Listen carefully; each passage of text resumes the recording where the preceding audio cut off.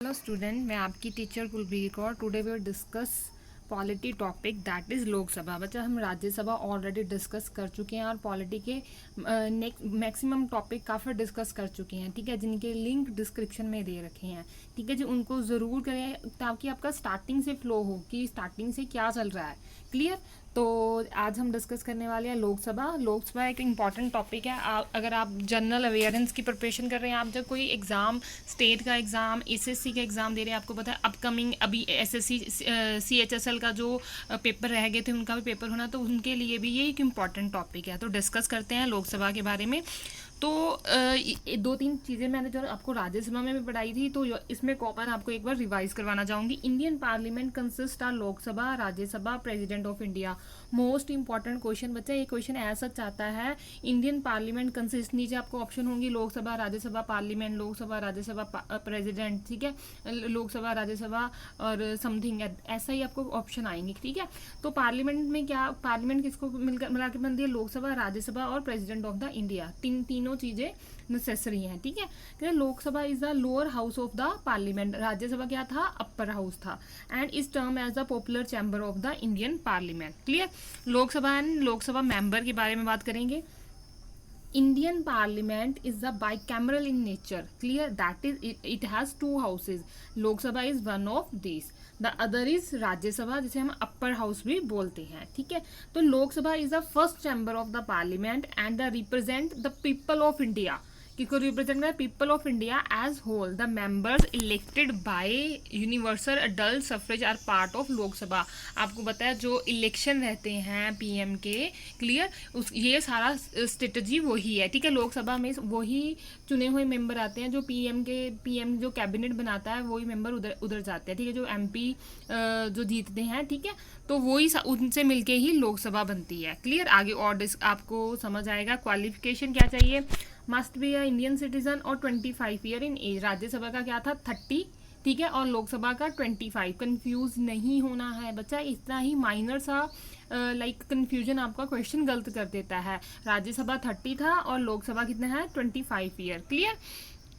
तो must be register as a elector for a parliament constituency, clear. तो next आ जाते हैं मेंबर्स पे, आता है कंपोजिशन। तो कहते हैं मैक्सिमम स्ट्रेंथ कितनी चाहिए? 552, और 552 का जो रिप्रेजेंटेशन क्या रहेगी? 530 रिप्रेजेंट द स्टेट, 20 जो रिप्रेजेंट करेंगे यूटी को, और 2 बंदे हैं वो नॉमिनेट करेगा president from the Anglo Indian community, ठीक है। तो राज्यसभा में भी था, 12 बंदे नॉमिनेट करता है। और ये क्वेश्चन बच्चा, ये तीनों लाइन इंपॉर्टेंट है। मैक्सिमम स्ट्रेंथ भी आ जाती है, स्टेट कितने रिप्रेजेंट कर रहा है, यूटी कितने रिप्रेजेंट कर रहा है, और नॉमिनेट तो काफ़ी बार रिपीटेड क्वेश्चन है कि कितने नॉमिनेट किए जाते हैं राज्यसभा प्रेसिडेंट द्वारा लोकसभा में, क्लियर। तो नेक्स्ट चलते हैं, होता था टोटल। अब ये आता है करंट कितना चल रहा है? 545 चल रहा है, जिसमें 530 रिप्रेजेंट स्टेट, 30 यूटी एंड 2 है जो नॉमिनेट किए जाते हैं, क्लियर। और लोकसभा इलेक्शन के बारे में बात करते हैं। तो कहते हैं द मेंबर ऑफ पार्लियामेंट, जिसे एमपी बोल दे। आपने बहुत मेंबर ऑफ पार्लियामेंट आपको थोड़ा कंफ्यूजन कर, आपने सुना ना यहाँ का एमपी वहाँ का एमपी, क्लियर। तो बहुत वर्ड सुना, तो उसका मतलब मेंबर ऑफ पार्लियामेंट रहता है। आर इलेक्टेड और अपॉइंटेड फ्रॉम स्टेट से अपॉइंट किया जाता है, यूनियन यूटी, और are appointed from a field of particular expertise, clear. The election of the Lok Sabha occur every 5 year. आपको पता है पीएम का इलेक्शन हर 5 साल बाद आता है, clear. The name of general election, जिसको हम जनरल इलेक्शन के नाम पे जाना जाता है, वो लोकसभा के ही इलेक्शन होते हैं, उसको लोकसभा के ही इलेक्शन बोलते हैं। The Indian constitution has adopt universal adult franchise. इसका मतलब कि हर जो बंदा 18 साल का है वो वोट डाल सकता है, clear. Are basis of election of the Lok Sabha and the state legislative assemblies, clear. तो ये ऐसे इनके इलेक्शन रहते हैं। तो नेक्स्ट आता है representation of states in Lok Sabha, ठीक है। कहते हैं members are directly elected by the people from the constituencies in the state. जो उनकी कॉन्स्टिट्यूएंसी रहती है वहाँ से डायरेक्ट इलेक्ट किया जाता है। इलेक्शन प्रिंसिपल यूज क्या? यूनिवर्सल अडल्ट फ्रेंचाइज, वोटिंग के द्वारा, clear. Eligibility to vote any Indian citizen of above 18 year of age, clear. Voting age was, ये वोटिंग एज है, मैं आपको बोला जो अडल्ट फ्रेंचाइजी की 18 साल से ऊपर कोई भी बंदा क्या है वोट डालने का अधिकार है उसके पास। और कहते हैं voting age were reduce 21 to 18 years, कहते पहले 21 साल से, फिर 21 से 18 कब की, by the 61st constitutional amendment act 1988। तो बच्चा ये अमेंडमेंट एक्ट जरूर आ जाते हैं, ईयर जरूर आ जाता है। अब आपको आ जाएगा कि वोटिंग एज 21 से 18 कौन से अमेंडमेंट में की गई थी, उसका ईयर क्या था, तो 61st अमेंडमेंट एक्ट 1988। क्लियर, तो इसको याद रखना है अच्छे से, ठीक है बच्चा। अगर आपको वैसे तो आप साथ साथ में नोट्स बना लो, अगर आप साथ साथ में नहीं बना रहे, आप इसको कंसंट्रेशन से सुनना चाहते हो, तो ये सारे नोट्स ऐप में पड़े हैं। क्लियर, एकेडमी ऑफ कॉमर्स के ऐप में पड़े हैं, जिसका लिंक भी मैं आपको डिस्क्रिप्शन में दे दूंगी, और आप वहाँ से भी इनको रीड आउट कर सकते हो। Clear, representation of UT in Lok Sabha same as जो स्टेट्स का रहेगा वही रहेगा। Parliament is in power to choose the member from UT in any manner as it desire. And election principle क्या होगा, डायरेक्ट इलेक्शन होगा। ठीक है, कहते हैं UT people act 1965 has been elected by which the member of Lok Sabha from UT are chosen by direct election, कि direct election के through ही choose किए जाएंगे। रिप्रेजेंट ऑफ नॉमिनेटेड मेंबर्स की बात आई है, कहते president nominated 2 members from Anglo Indian community if they are not adequately represented. Clear, the provision to nominate, कहते कब प्रोविजन कब स्टार्ट हुई थी, Anglo Indian was extended till 2020 by 95 amendment act 2009। Clear, इसको एक्सटेंड किया गया है। कुछ फैक्ट्स डिस्कस करने जाएंगे लोकसभा के। कहते हैं first Lok Sabha election took place in 1952। आपको याद रखना है फर्स्ट कब हुआ था, 1952 को, फर्स्ट का याद रखना है। फर्स्ट तो करंट और फर्स्ट तो जरूरी है। क्लियर, देयर वर 489 सीट्स, तब 489 सीट्स में से कांग्रेस को कितनी मिली थी, 364। क्लियर, और जवाहरलाल नेहरू तो क्या थे, वो फर्स्ट पीएम बने थे। क्लियर, तो 2019 की जो लोकसभा इलेक्शन रही है, तो 17 जनरल इलेक्शन थे। ये भी आ जाता है कितनी कौन सी ये लोकसभा रही थी, ठीक है, नंबर्स में। तो 17th जो जनरल इलेक्शन थे, election took place 552 seats and BJP को कितने मिली थी, 303 seat, and Narendra Modi is the PM. Clear, 1952 only 22 women were elected while 2040 49 women candidate were elected। बच्चा ये फैक्ट बहुत इंपॉर्टेंट है, ठीक है। फर्स्ट हो गया, एक करंट हो गया, इन दोनों की आपको इन्फॉर्मेशन ये आपको किसी बुक में नहीं मिलेगी। क्लियर, अगर आप कोई भी बुक फॉलो कर रहे हो तो ठीक है, आप बुक फॉलो कर रहे हो, वेल एंड गुड है, आप बुक में से भी नॉलेज गेन करो, प्लस वीडियो में आपको मैं कुछ एक्स्ट्रा प्रोवाइड करने की कोशिश करती हूँ कि जो कि आपके बुक में ऑलरेडी आप पढ़ चुके हो, तो उसके अलावा आपको कुछ एक्स्ट्रा नॉलेज मिल सके। क्लियर, तो आगे लोकसभा स्पीकर की बात करते हैं। The speaker of the Lok Sabha is member who elected from among the member of the house. जो इलेक्टेड मेंबर होते हैं उनमें से ही एक बंदा एज अ स्पीकर चुना जाता है मेजोरिटी के हिसाब से, ठीक है। पर राज्यसभा में क्या रहता था, प्रेसिडेंट ही, वाइस प्रेसिडेंट जो रहता था वो राज्यसभा का चेयरमैन रहता था। अब कुछ और फैक्ट्स आ गए स्पीकर के बारे में। फर्स्ट लोकसभा स्पीकर, ठीक है, जीवी मावलंकर बोल देते हैं, गणेश वासुदेव, ठीक है जी, तो 1952 से 1956 तक रहे थे। क्लियर, तो next Ayyangar was elected as a Lok Sabha speaker in 1956 who work till 1957। मतलब ये फर्स्ट हो गए गणेश वासुदेवा, और अयंगर क्या है, सेकंड हो गए, second Lok Sabha speaker. After 16 Lok Sabha election Sumitra Mahajan elected as a Lok Sabha speaker. और प्लस जो अब 17 चल रहा है, 17 लोकसभा इलेक्शन, तो Om Birla is the speaker of Lok Sabha, means जो करंट लोकसभा के स्पीकर वो कौन है, ओम बिरला। और जो पूछ ले कि लास्ट इससे पहले कौन था, अब कई बार क्वेश्चन क्या मोल्ड करके आता है कि करंट जो लोकसभा स्पीकर है वो ओम बिरला है, आपने बताना है इससे पहले कौन थे। तो इससे पहले कौन थे, सुमित्रा महाजन। क्लियर, जो 16 लोकसभा इलेक्शन की सुमित्रा महाजन स्पीकर रही थी, 17 लोकसभा इलेक्शन में ओम बिरला रहे थे, फर्स्ट लोकसभा में गणेश वासुदेवा, और सेकेंड में अयंगर। ठीक है, तो आपको इसको याद रखना है, ये फैक्ट्स हैं बच्चे, मैं आपको पहले बोल रही हूँ ये बुक में नहीं मिलते हैं। क्लियर, तो साथ साथ में आपने याद रखनी है।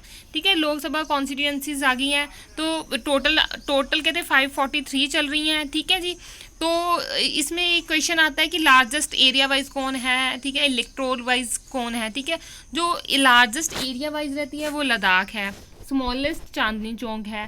Clear, largest constituency electoral wise कौन सी है, मालकसगिरी। ठीक है, ये आंध्र प्रदेश का स्टेट है। प्लस और जो स्मॉलेस्ट है वो क्या है, लक्षद्वीप है। क्लियर, जो जितने पर्सन है वोटिंग डालने वाले उसके हिसाब से। बच्चा ये भी क्वेश्चन आ जाता है, इंपॉर्टेंट क्वेश्चन है, इसको भी अपने माइंड में रखना है। और लोकसभा से रिलेटेड कुछ आर्टिकल है वो डिस्कस कर लेते हैं। कहते हैं आर्टिकल 326 पार्ट 15 क्या बताता है, election to Lok Sabha shall be on basis of adult suffrage. मैं आपको बोल चुकी हूँ कि लोकसभा के जो इलेक्शन है वो वोटिंग के थ्रू ही होंगे, क्लियर, और वोटिंग के थ्रू ही होंगे।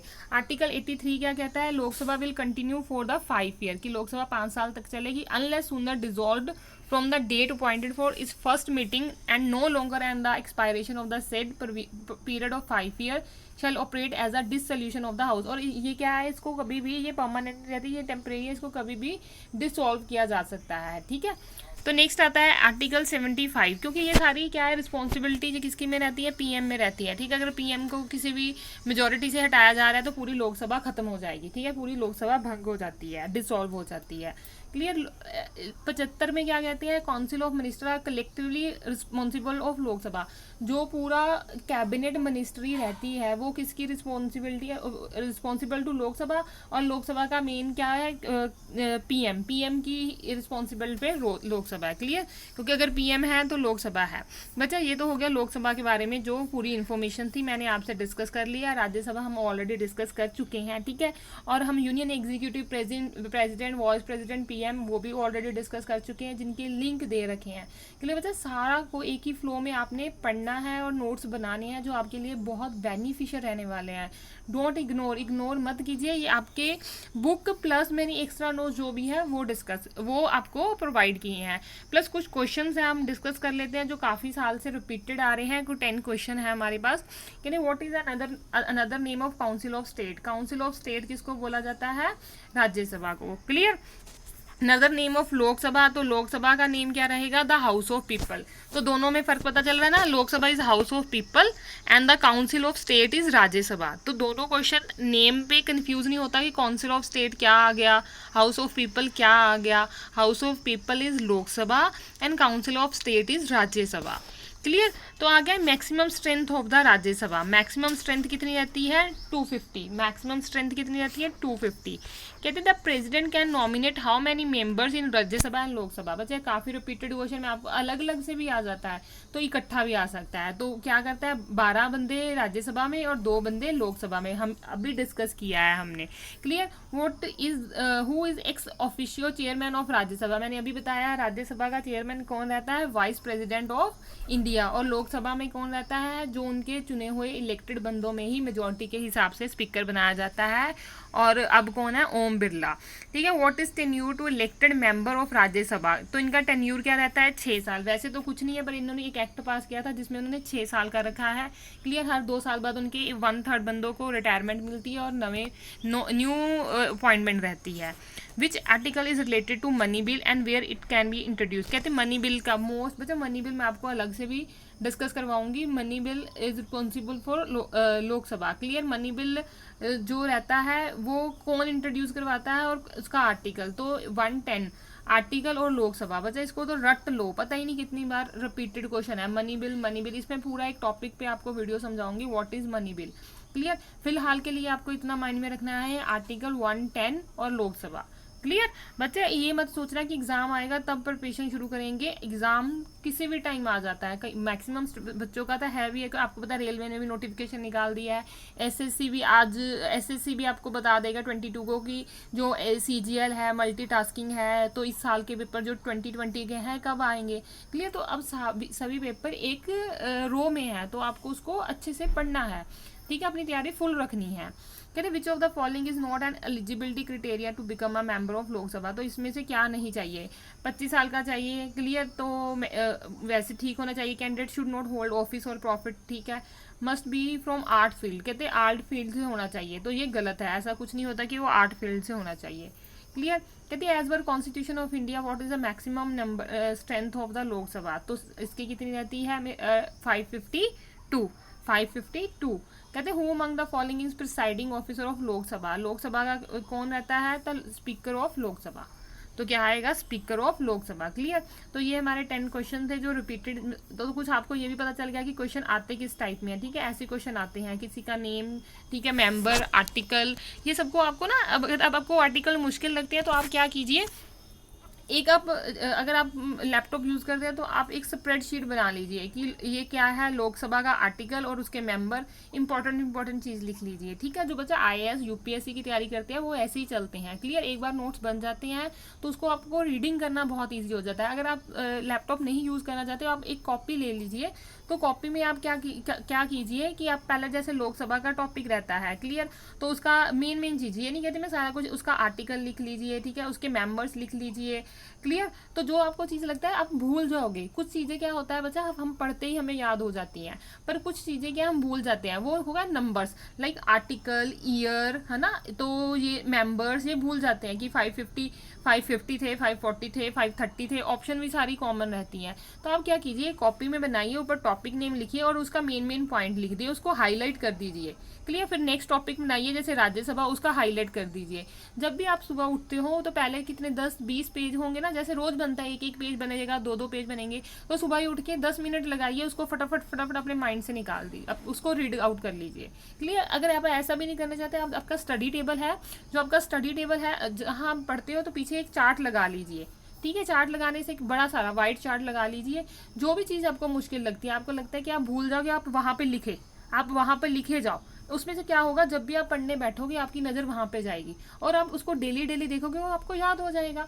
क्लियर, तो बच्चा कुछ चीज़ें रट्टाफिकेशन से नहीं, कुछ चीज़ें प्रैक्टिस से, रीडिंग से याद रहती हैं। ठीक है, ये सबसे अच्छा मेथड है कि आप एक चार्ट लगा लीजिए और उससे अच्छा तरीके से आप पढ़ सकते हैं। क्लियर, तो नेक्स्ट टॉपिक में मिलते हैं, आज के लिए इतना ही, थैंक यू।